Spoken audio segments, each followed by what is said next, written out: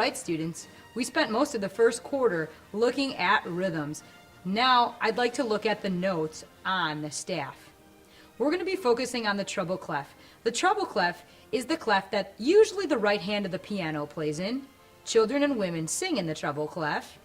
And instruments like the flute, the clarinet, the trumpet, the alto saxophone, the oboe, violins also play in the treble clef. It is the higher of the two clefs. A treble clef is kind of a funny shape, but it sort of looks like a G. Some people call it the G clef.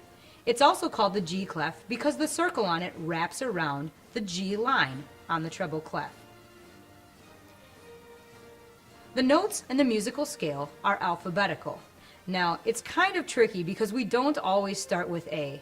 The first line in the treble clef, which is the bottom line, never the top, the bottom line, is an E, and then it moves alphabetically from there.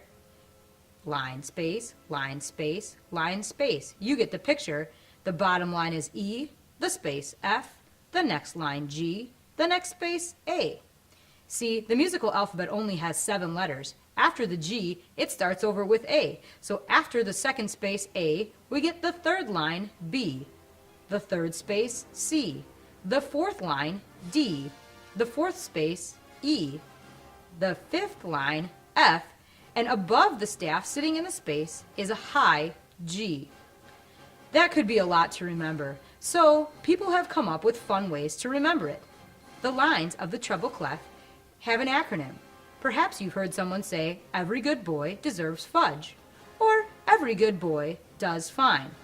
Fun one that we've learned in a video here at FECA is elephants get big, dirty feet. E, G, B, D, F. Below the treble clef staff, on a short little line called a ledger line, is middle C. It's called middle C because it's right about in the middle of the piano, and it falls between the treble clef and the bass clef staff. The spaces in the treble clef spell the word face, F-A-C-E, beginning with the space inside the treble clef. You can use your hand as a staff. There's the F in between the bottom two, the A, the C, the E. When you work with the lines, it's E, G, B, D, F, or elephants get big, dirty feet.